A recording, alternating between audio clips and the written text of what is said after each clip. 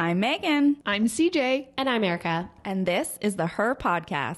Today we have Leah Tyree with us in the studio. Leah is the creator behind her popular Instagram account, Hot Coffee Creative Kids, where she shares simple activities, mom hacks, and candid family adventures, all while managing a household of 3 children, a nursing career, and ADHD.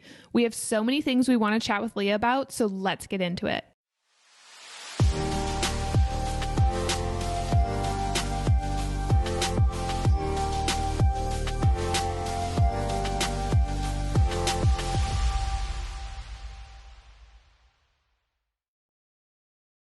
I was saying, yes, so I watched them the other day, and like directly after I talked to my husband, I was like, okay, I want to be a foster mom.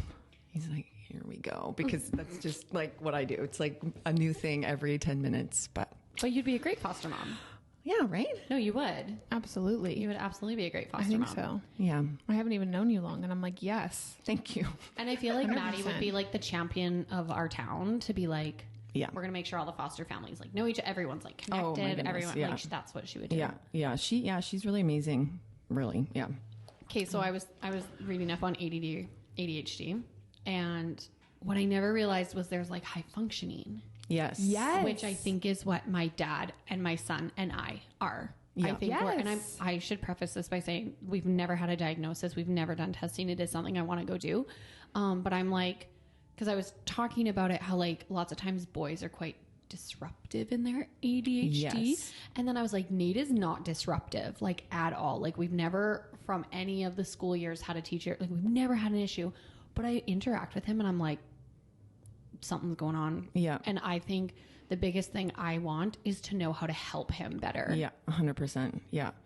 I can relate to that. I mean, we're going through that with my middle son. Yes.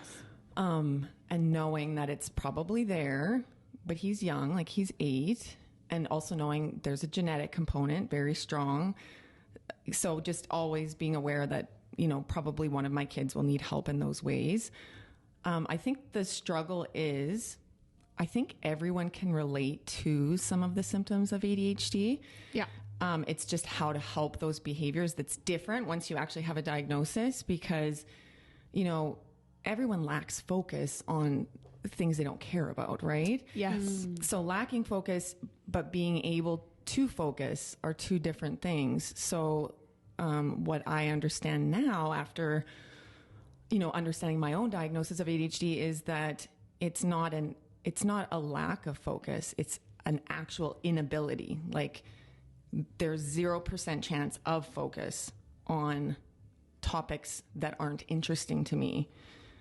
Because clinically with ADHD, they have found now that you lack dopamine, which is like the feel-good neurotransmitter. It's what makes you feel pleasure. It's what makes you feel motivation. So when you have ADHD, and, you know, for someone without ADHD, for example, just doing mundane tasks throughout the day, they still get the dopamine. They still can feel good about themselves. Whereas someone with ADHD, boring, you know, and it makes it sound lazy, but boring things equal no dopamine equal feeling like crap. Oh my gosh, that just as you're saying this, I'm literally like picturing my life, and I'm like, and Yeah. again, I feel like I'm going to say this the entire time. I don't have a diagnosis, but as I've been doing research and reading, I'm like, I feel like that's coming down the pipe. Yeah. And as you say that, I'm like, I say to CJ all the time, I'm not motivated, or like this is killing me, or this Yeah. is just like, it actually feels like weight. Yeah. Like I can't do it. Well, and what stands out to me about you is, which I love about ADHD, is we can be passionate about so many different things. So for me, it might look like, wow, but you've been a nurse for 17 years. So clearly you can stay, you know, in your lane. But at the same time, I've had probably 10 different nursing jobs. Okay. Because you get bored. And now I have this understanding, but you get bored. Yep. And so then you jump to a different job, right? Yes. And I know you've tried and done so many different things, right? Yes. And that's not a negative once you have an understanding of it. But also now that I have that self-awareness, because I was disconnected from, if I'm not feeling the passion, then it's not for me. So then I would try something else. Whereas now I can take a moment and just say, okay, I'm feeling bored. And that doesn't mean that this isn't meant for me. And I'm going to stick it out until that motivation comes back. So like my current job, I have days where I'm so bored, but now I know, to just kind of sit in the boredom. That's not a bad thing. It doesn't mean that this isn't for me and just to switch right away. Well, it's not harmful, right? Exactly. You know what I mean? Like you're not harming yourself. Or it's not meant to be, or, all those things that we want out of life. Like we want to feel like we're doing what we're called to do, right? And so, like I probably averaged a different nursing job every year. I would switch my job. That's I think that's the thing with a diagnosis, is just then having that self-awareness of why I do things the way I do things. I always knew I did things differently. And ADHD is something you're born with. So there's a lot of different diagnoses that can look like ADHD, depression, anxiety, all of these things that with an ADHD diagnosis and just understanding what it is, then I can see those behaviors in myself and be like, oh, that's why you do that. That's okay. And just move forward. Whereas before it would be like, a good example. So ADHD is an executive dysfunction disorder. I don't know if you guys have heard that term before, but there's 7 executive dysfunctions. So short-term memory is one of them. It is what it is, right? So people with ADHD have a poor short-term memory. We can go into the vault and grab a long-term memory like nobody's business. But if you ask me, what we talked about yesterday, even though I care about you so much as a friend, and then you're like, well, didn't I tell you this story? And I'd be like, I don't think so. That might come across as me not being a loyal friend, or, those sorts of things. Yeah. Whereas now I can just say, okay, like I will not remember, and that's okay. It just is what it is. It takes away the guilt and the shame. So now I know, instead of trying harder to remember, I write it down. I make a list. Like I just give myself that grace to know it's not about trying harder or working harder, or, it's about just coming up with tools so that So I feel like we need to go all the way backwards then. And I'm like, how did you get diagnosed with ADHD? Like, when did that happen? What did it feel like before the diagnosis? How has your life changed since then? Yeah. Okay. So backing up, which you just told us you have a good long-term memory. So I do. Can I ask a quick question about that? Yes. How does this ever happen where like a short-term memory then can become a long-term memory, or does it depend what the circumstance or experience is? Yes, it can. And again, I should preface this by saying this is my own experience, right? So, and just say that I'm not an ADHD professional by any means. So, I don't want people to be taking what I say as go talk to your doctor. Yeah, go talk to But this is your experience. This is my experience with ADHD, for sure.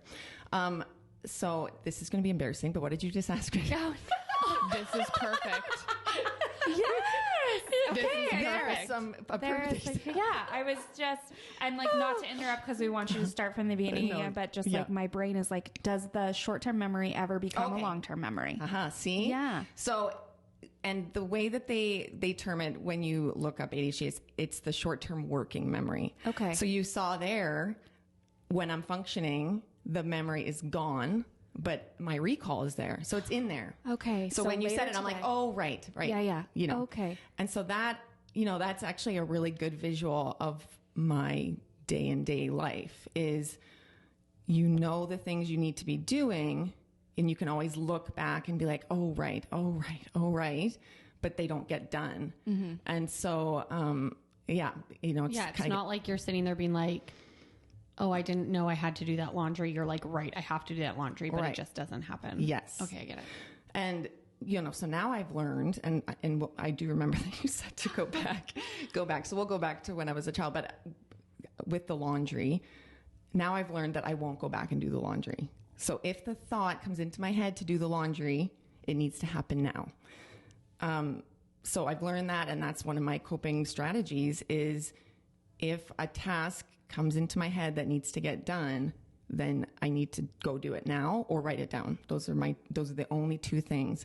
I saw an interesting, I feel like ADHD is like on social media so much right now, right? So, imagine. yeah, I saw, I don't know if it was a TikTok or what, but basically it was about an ADHD child, and it was two-less, and it was, how a non-ADHD child thinks about time. And it's, in 5 minutes, let's do this. Or after this show, let's do this. And so that child's like, ooh, after this show.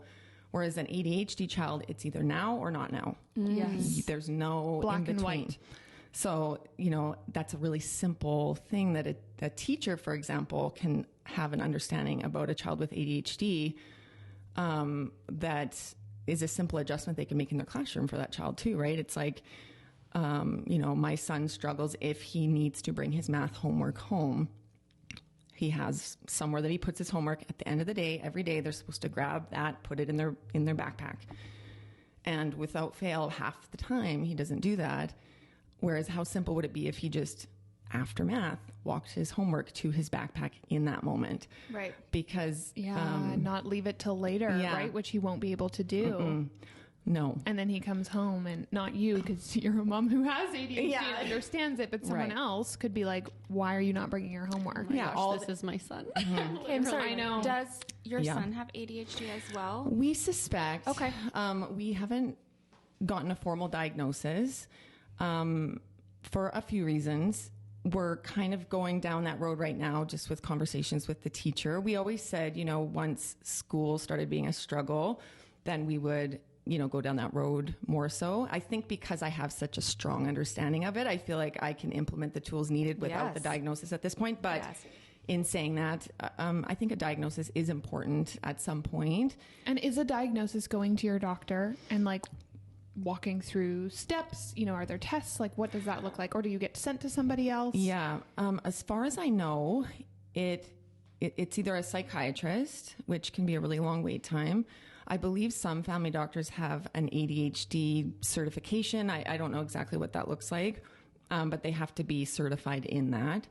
And oftentimes the teacher, it's collaborative with the teacher. They fill out kind of I don't know if it's a request form or something like that. But there's quite a wait time too. So if a person's thinking about it, it's good to kind of get the ball rolling. As far as I know, again, none of my kids are diagnosed at this point. But we definitely have strong suspicions, especially with my middle son. But so to take it back, I know you guys asked me that question. You're good. Great, great. This is how we do it. Okay, I love it. We're all over. This is how I live my life. So this is great. I was a very active child. And the word that comes to mind, if I had $1 for the number of times I was called quirky growing up, I would be a millionaire, and we wouldn't be sitting here. I'd be on a yacht. You'd be like, on my podcast for this podcast. Exactly. But alas, here we are. No. So quirky, impulsive, procrastinator, funny, fun-loving, always looking for like shock value, humor, trying to make people laugh. And, but I did well in school. But what I can say about school is, it was a struggle for me. I'm a people pleaser, like in my personality. So I wanted to do well in school, but it wasn't for me. It was so that I did well in school for the people I thought that really cared about that, the teacher, my parents, So at school, I would sit there, and I can just remember sitting there and just wondering, are people actually like hearing what the teacher's saying? Are they learning something by just sitting here listening? And I would fidget, and I got in some trouble. Like I was, do you remember the glue sticks where you push the bottom? Yes. Oh man, I slayed the little notes in the glue stick. I would be passing them. So I was distracting other kids, but not in such a way that it was just, well, you weren't super yelling destructive. in the middle of class or loud something and like that. Exactly, right? But yeah. you were... Yeah, and I think that's why so many women now are getting diagnosed later, is it shows up in women so much differently than boys. We always think about ADHD as the hyperactive boy that can't sit still, whereas the girls are the daydreamers. We're really good at masking and pretending to be something we're not. So I know how I'm supposed to act in a classroom. So I act that way, but I'm also thinking about X, Y, and Z, and 0% chance I've actually learned anything from the teacher speaking in the front of the room. So I would go home at the end of the day and bring my homework home. And when everyone else was sleeping, this was especially true in high school, then I would get my work done, right? And so I was up till all hours of the morning. Oftentimes I would clean my room because all of a sudden I got this boost of energy in the middle of the night. So with ADHD, it's very common to be like night owls as well, because there's so much calm in the environment. So sleep patterns were always really off for me.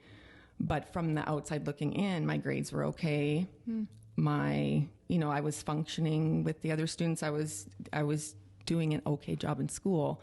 And yet I was experiencing burnout, because I wasn't sleeping so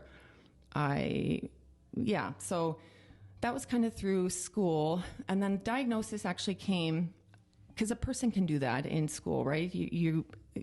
There's not a ton that's required of you. If you're an intelligent person, you can still do okay. So I felt like I was doing okay. And then I got to university and I was on a volleyball scholarship, which was great. But that's kind of when my two worlds collided, and doing 4 hours of volleyball and then nursing school was more than my night owl tendencies could. Your capacity? Yeah, my capacity. So I was burning out. I mean, I was staying up. I mean, I was pulling all-nighters like a lot. I got to know the janitor at the Hey, Bill. Yeah. Me again. Yeah. He used to keep we called it the common area, open for me. He would lock up after, and then I would just walk to the gym for practice in the morning. So I was up all night long. Oh my gosh. And so my coach, I'm so thankful, because ADHD still was not on my radar. I was quirky Leah who was good at volleyball and, doing my best. Right. And just, with ADHD too, you're disconnected from, time. So we're really bad at hindsight and foresight. We live in the moment because the moment is happening at such a fast pace. There's so much external stimuli. So to actually think about my future, I just couldn't go there. So initially I went to school to be a marine biologist, which is hilarious. I know nothing about the ocean. It was just like, swim with the dolphins. Isn't that like when you're a little kid and people ask you, I feel like it was like a vet, a marine biologist, and a teacher. Yes. Like, why did we all think we were going to be marine biologists? I thought I wanted to be a marine biologist because of the TV show Arthur. Because it was like on that show. I remember that was like a kid was like, I'm going to be a marine biologist. And you're like, that sounds great. Let's do that. I was like, yeah. And who hates the ocean the most? Yeah. No, thank you. Literal nightmare. That's so funny. I remember my first day of marine biology school. Yeah. And the woman stood at the front and she said, okay, if you're here to have, a boat with your name on it and you swim with the dolphins, and then this is not for you. I was like, my face kind of dropped. I was like, oh, because that's pretty much what I was picturing. Yes. And my first class was about like plankton and, dissecting algae. And so I was like, this is not for me. No. Boring. Where are the dolphins? Yeah. Yeah. So, that's ADHD. You make impulsive life choices because you really can't see your future within the choices that you're making. It's a feel-good choice. It's in the moment. Impulsive decisions give us that dopamine we're lacking. Having a sense of urgency gives us the dopamine we're lacking, right? So, looking back, I can just see all of those choices that I made and how they weren't thought out. Well, I see with like the dopamine then, why people would correlate depression. Think that someone who's going through some sort of depression or like low periods could also be someone who's misdiagnosed or has ADHD. For sure. Yeah, exactly. Dopamine is a key, neurotransmitter. And I found it interesting learning too that, under, I want to say it was an MRI, people with ADHD, our frontal lobe even looks different. So it's clinical, and I'm a nurse, so I see things more clinically. I like to understand the human body, but knowing that maybe some would feel less than then, that our brains look different or something. But it was just very validating to know that there's a clinical reason for the way that I operate. And that's not a bad thing. It just is what it is, right? That's the truth. So when you didn't choose that or do something weird, right? Like you literally, this is the way you were born. This is the, exactly. Yeah, for sure. Yeah. Yeah. So yes, my coach asked me to go see my doctor, cause she was noticing that I just wasn't functioning the way that I should be. You need to sleep. She had the foresight to say, like, you need to go see your doctor because I feel like you may have ADHD, or she was just like, you need to go see your doctor because your sleeping habits are not healthy. The latter. Okay. She didn't know she was sending me for an ADHD diagnosis. And I'm not, we haven't had a conversation about that too much. When I was diagnosed, she was like, well, yeah, like it was an obvious, diagnoses, I guess, in her eyes.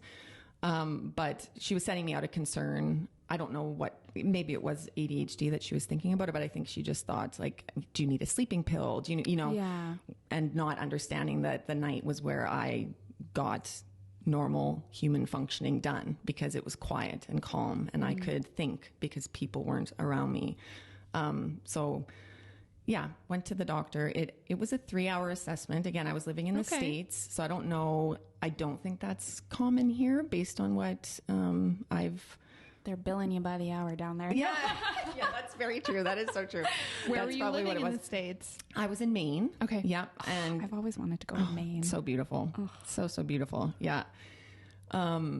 So he sat down with me, and it's funny. I remember during the assessment, because you go to the doctor thinking he's going to like listen to your heart with a stethoscope, right? Right. And I don't know if he picked up on, I obviously told him my struggles, and then he decided to do an ADHD assessment. I don't remember how that conversation went, because I remember at the end when he diagnosed me being shocked. So it wasn't like, oh, this is an ADHD diagnosis. Like, it was just a conversation with a doctor that was 3 hours long. I didn't connect the dots at all. And so he said, you have ADHD, and here's a prescription that I think will help you, basically. So that was kind of the start of my ADHD journey. And now, I feel really strongly about medication. I think is great. And it's such a great tool. We need it for our heart issues. We need it for diabetes. Medication is wonderful. But I also think, for example, with a heart condition, having information about that condition is so important for the processing of it, right?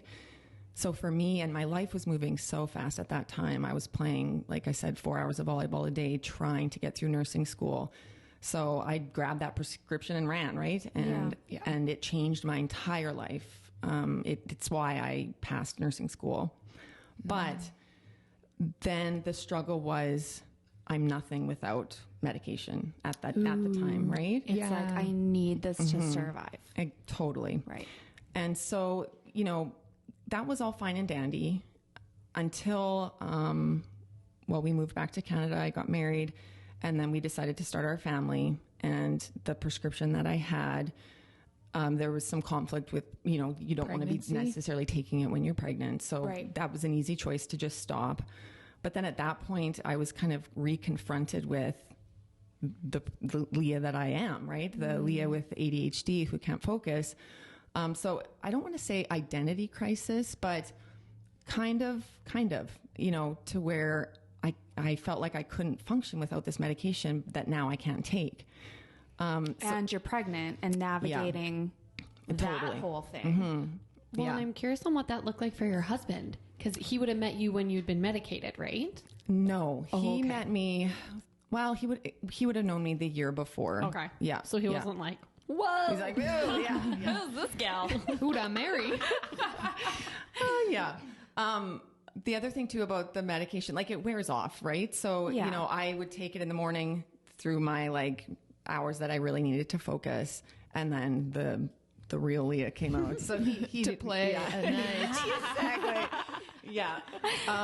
But it was definitely, it gave me some insight into, okay, you loved yourself and you were very you're a great person without medication. You really are. You know, you were before this diagnosis, and so you can get there again. And so that was really important to me to re-love myself without medication. And that's a tricky thing for me to say because I know how important medication is for some people.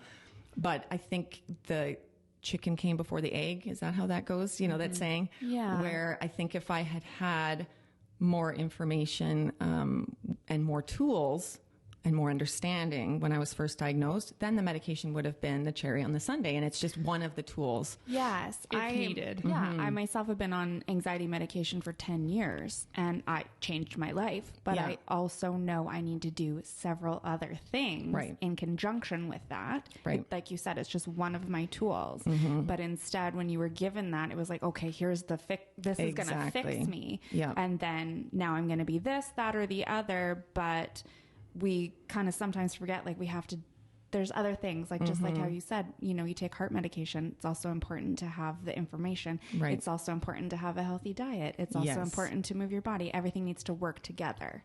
Totally. Yeah. So, yeah. And I think that's where I put the brakes on a little bit with my own kids because I trust healthcare professionals immensely, but I don't want it to be and the way that it was for me. I don't want my child to get a diagnosis and a prescription. Yeah.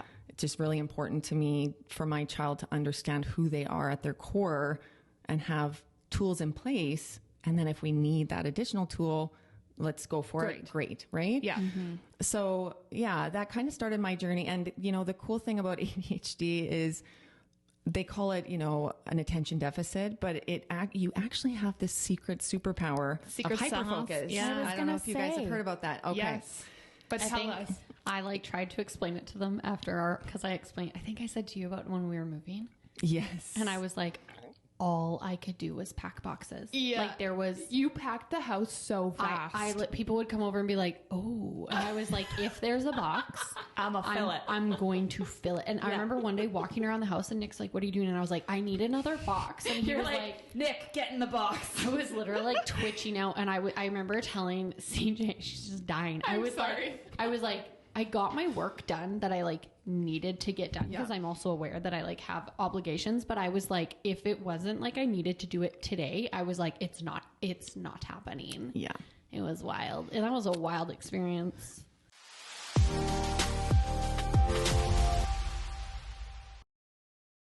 Looking for the perfect dress to wear to an upcoming event? You have to check out the Dress Co., your dress headquarters. Dress Co. has tons of beautiful options for weddings, holiday parties, New Year's Eve events, or just a night out with the girls. And guys, they don't just have dresses. You can shop the latest styles from cozy and stylish jackets to chic and warm sweaters to trendy workwear and everything in between.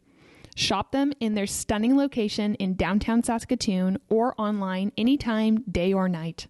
Dress Co. is my personal go-to for any event I need an outfit for, or if I need to pick up a few new pieces to freshen up my closet. You can browse them on Instagram at Shop the Dress Co. and find all your new favorite clothing pieces, or check them out on location at 301 First Ave North in downtown Saskatoon, or head online to their website at thedress-co.com. And you guys, we have a code for you. Use code HER, HER 15 to save 15% on your order. Happy shopping.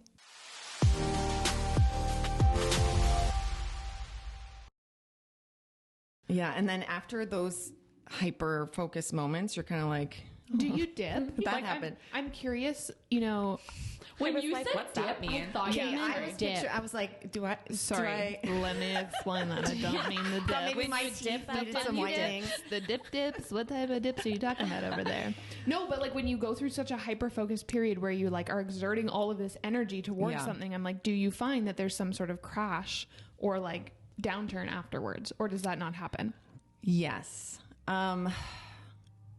For sure. There's definitely highs and lows with ADHD. The hyperfocus is, you've never seen anyone accomplish so much in your life in those moments. What I will say about the dips though is when someone with ADHD, and again, this is my own experience, maybe this isn't accurate for everyone, but when we are in a moment of our lows, our brains are still going Just as 100 fast. miles a minute. Yeah. So, you know, and that's one thing about ADHD too, is there's a lot of shame because you can sit in a day and accomplish nothing, but you have tried to accomplish everything. It's just you lack motivation to start. And that's another executive function that we aren't great at, is starting a task, finishing a task. Unless we're in that hyper focus where we are just loving what we're doing and so interested in what we're doing, the starting of a task, and I don't know how else to explain it other than a paralysis. And there is a term, ADHD paralysis. I think that's as I'm sitting here listening to you, I'm like, that's what I'm reflecting on, is feeling almost like I can't. And I don't know how to explain to you that I like can't do it. Mm-hmm. Like it feels almost like there's so much flying at you, even though you're like, I'm sitting here being like, sorry. no, Go ahead. No, go, Okay. go. No, I'm sitting here being like, oh my goodness, I think that I have been so hard on my husband. Oh, And so I'm just curious for You're people okay. who maybe, just give me You're one okay. second because I'll be emotional. you're gonna but make I'm me just cry. like, That's so no, sweet. It's totally fine. Oh no. all of us. No, it's okay. Go ahead. This is what this is, right? Honest, open. I'm just like curious if people have partners or kids or, you know, friends in their lives or business partners, you know what I mean? That like are working through living with ADHD, you know what I mean? I'm just like now, like my mind is just like opening and I'm like, what would you be your advice and you would wish people to know about ADHD, and how can those alongside of them, like us that live alongside of you, be more aware and help? And obviously, like, I'm so stoked to have you today, because having conversations like this and advocating for it and bringing that piece of awareness is so huge. And I can, again, speak for myself only, but when my husband listens to, I think learning what ADHD actually is to its core, is the, you know, that I feel so respected by my husband when he, first of all, listens to what I'm trying to teach him about this disorder, and also his own learning.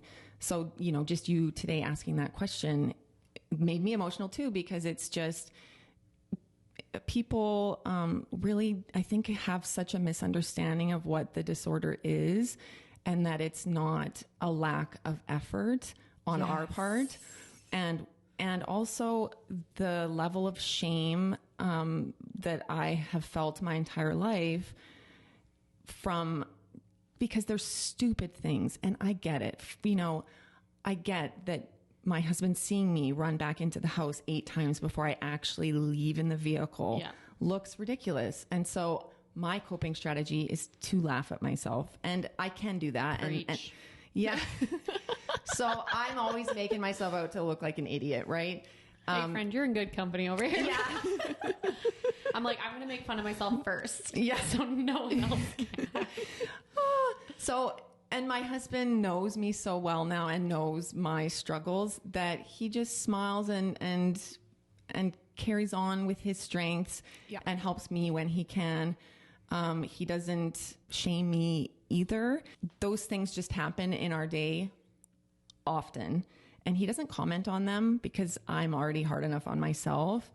So that's really helpful. He has learned strategies. A good example is, I was talking about how people with ADHD like a sense of urgency because it gives us that dopamine. Yes. So we are like under pressure, you thrive. We thrive because we get that burst of dopamine. A challenge, you know, gives us the burst of dopamine. So an example, we have this room downstairs that back in the day was meant to be a cold room. And I like to do canning and those sorts of things and preserve. I've got a big garden.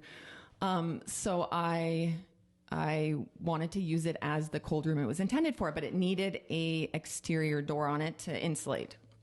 Long story short, it was a hot mess. It was like our dumping ground for just crap, right?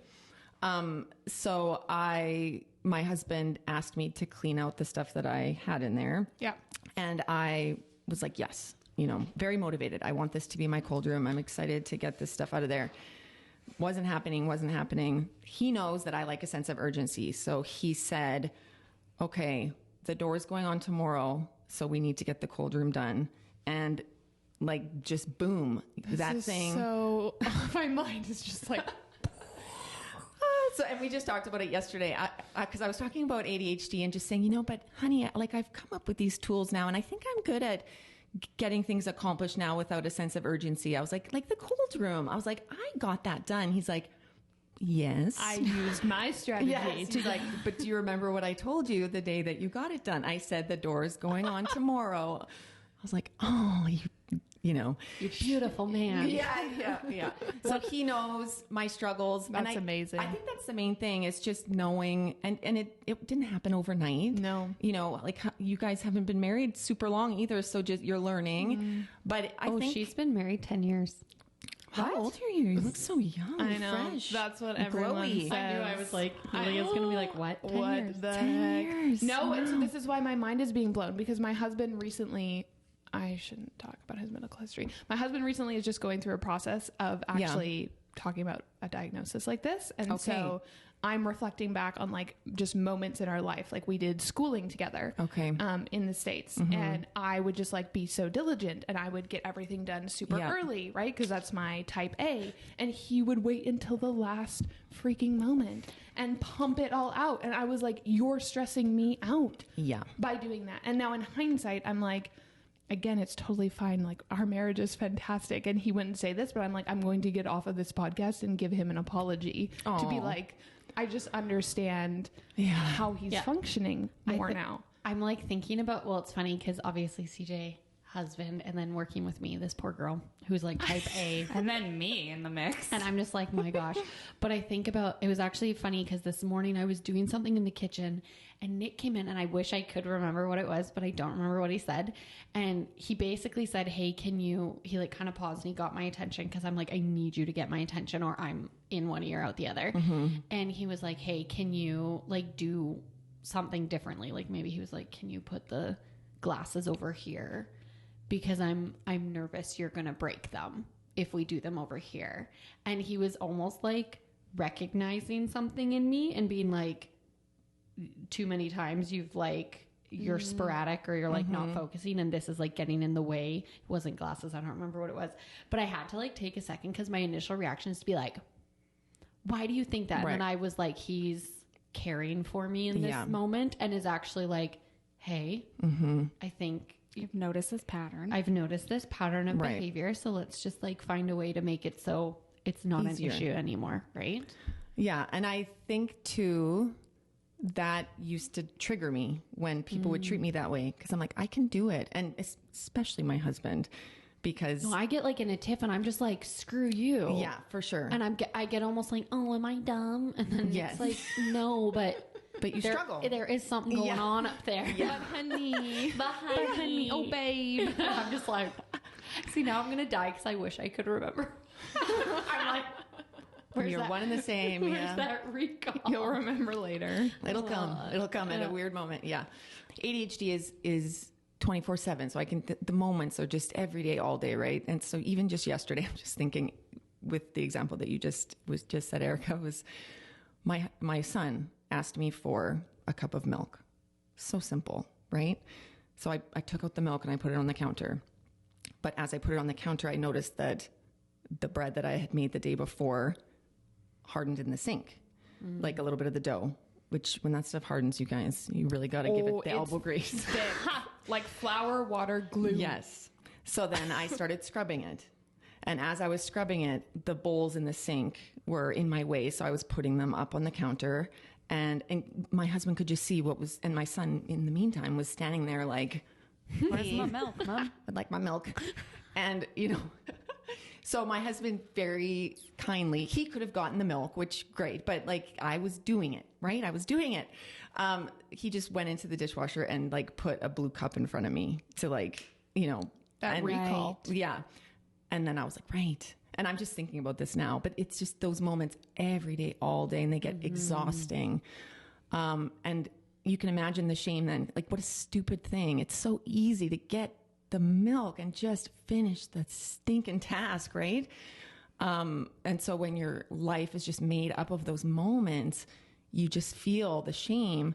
But when you have a diagnosis, then you can give yourself the grace because you're like, this is something I'm not good at.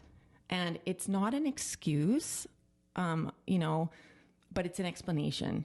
So I think it's really important when you have ADHD to educate yourself so that you have the explanation and you stop using it as an excuse to not fulfill the life you want to fulfill. Yeah, almost. Exactly. So I'm not good at, for example,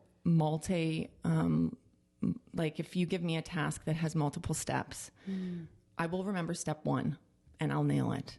Step 2 is long gone. Even if it's something as simple as for a child, okay, go upstairs, put on your pajamas, brush your teeth, and wash your face. Ooh, My son will knock the pajamas out of the park, but then he'll come downstairs and just roam around. And My son won't even get pajamas on. He'll go upstairs and I'll go up there and he's in his gitchies. And I'm like, what are you doing? And he's like, At least he's in his gitchies. and he's like looking at a book. like mine isn't even there. Yeah. I'm like, buddy. So you can imagine then, like, he probably has the recall, like, right, you asked me to do these things. And then he feels bad he didn't do them because they're very easy. So that's where the shame, and it's just all day, every day, the shame of not doing the things you should be doing. Wow. So then just now I know to just write it down. I mean, I was a youth leader, Erica knows that. And the anxiety of, this is so interesting and funny, but we would do a game at the start of the night and the leader would go to the front and they would say the rules of the game, simple games. And it was my job as a leader to be a resource if the kids had a question about the game, right? And the first couple of nights we played a game I'd never played before.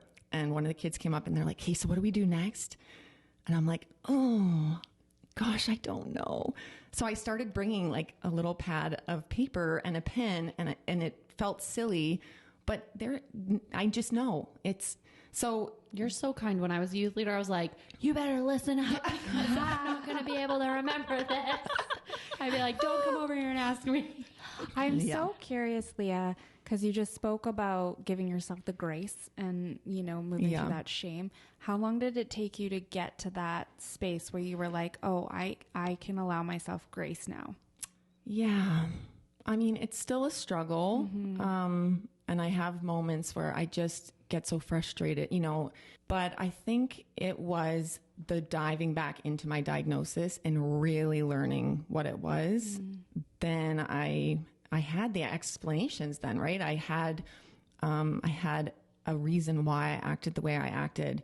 And so that's why knowledge is power with any diagnosis, because you can give yourself the grace to know that I could try so hard to focus and I won't on things that are boring.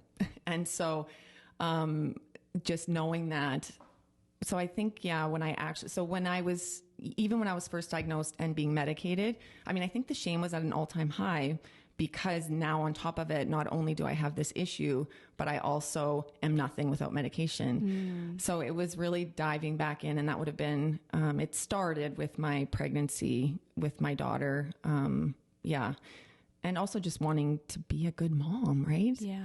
So, and when you have this little human that looks and acts the way you do as well, you don't want them to feel the way that you felt. So I think that was a driving force to a lot of things, but I think the educating myself was huge. Yeah. Well, and to transition a little bit, I'm like, you have a very successful social media account. I do. Leah. It's so strange, isn't it? What? I don't think it's strange at all. Oh, thank you. I think that people were like, oh my gosh, I recognize this. Like Yeah. you're speaking to people who need to feel understood. Yeah, my social media is an interesting little caveat in my life. I mean, now that I've spoken about ADHD, we become hyper passionate about a lot of different things in our life. And that is what gives us our feel good dopamine, right? As we talked about. Okay, I want to quickly ask you something. Yeah. So does this also give you, like, just like you can get hyper focused and boring things can be boring, is it a bit of it, and maybe you're going to be like, I don't know this, but could that also lead to finding some topics just where you're like, I literally don't have an opinion on that? Oh, I think so. For sure. For me, yes. Like, that's what I'm wondering. As we've said, we can be hyper focused and we can also be almost like completely unengaged. Yeah. I'm like, can that happen with topics?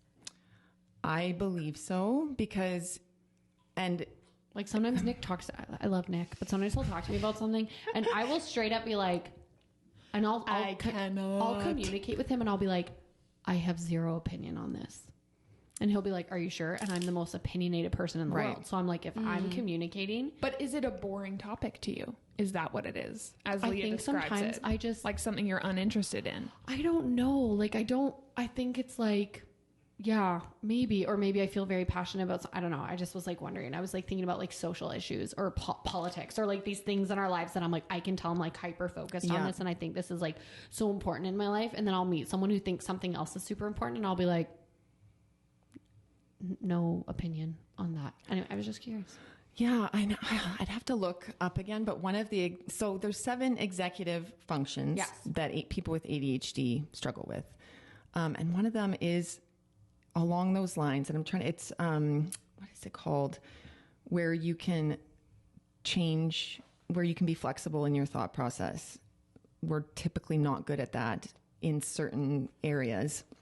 So Are we? So for me, if I have now gone through the trouble of learning something, then I've learned it. And I don't know how to explain it, but basically, and I think it goes to what you were saying too about interest.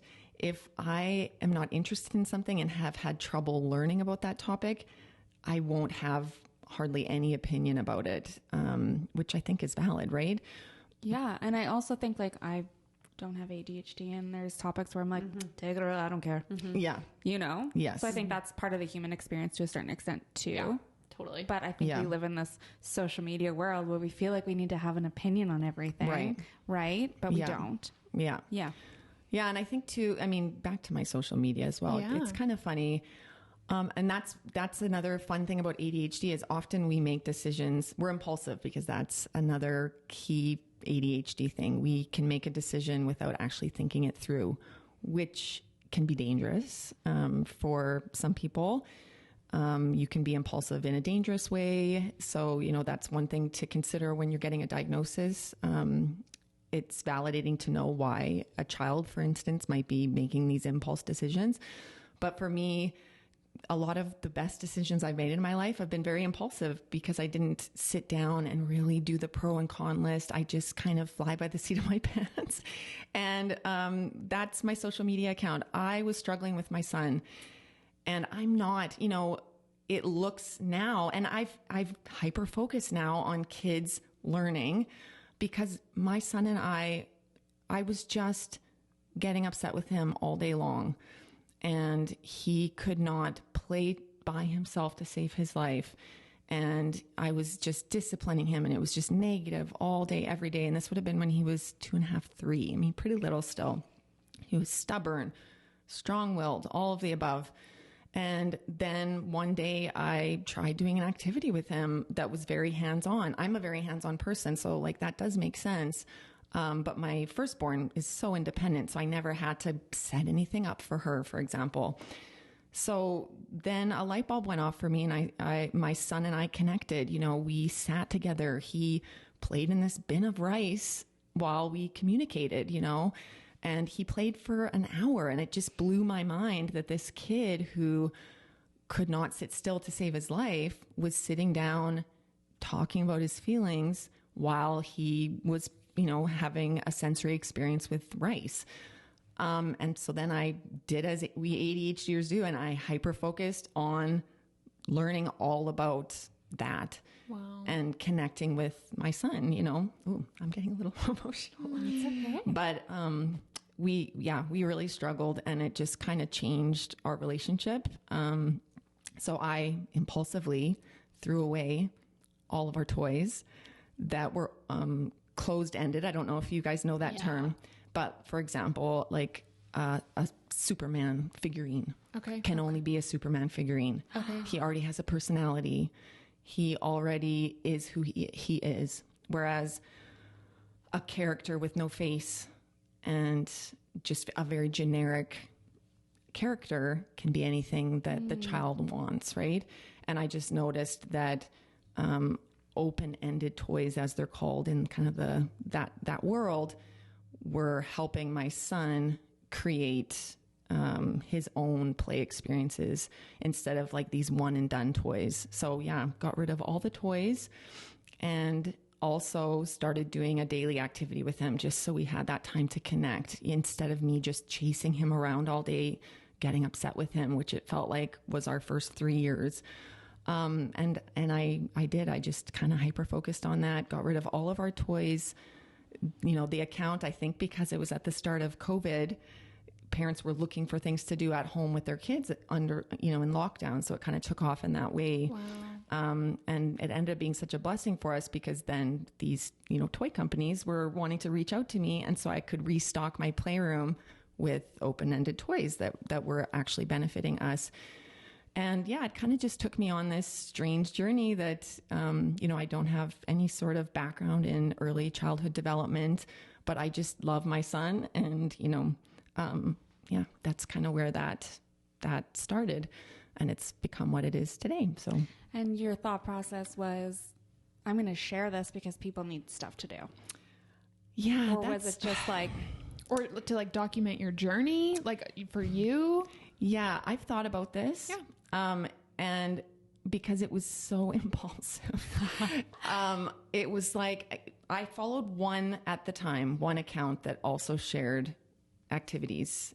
Busy Toddler. You guys should all follow her. I do. Okay. Yeah. She's amazing. And so I would do, her setups are so simple. So I was doing them, but then it was like, these are helping us so much. I think I was using it as an accountability tool. Okay.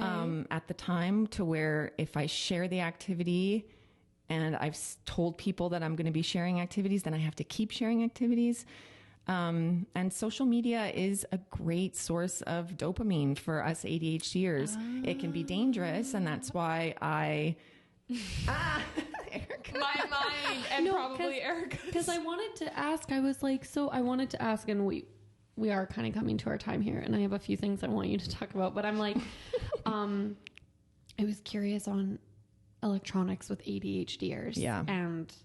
And that maybe, what, let's not even go there. That's a different topic for a different episode, yes, right? That could be a long one. Yeah. But I think that's really interesting that Instagram and that social media can give dopamine. And I think I'm like, oh my God. Well, yeah. it's also I that completely understand it. instant gratification. I was just Literally. going to say it's that piece of it is that we can find what we're interested in right now. We can get that little burst of dopamine and we can move on. Social media works the way our brains work. It's quick, Fast. and all these extraneous stimuli.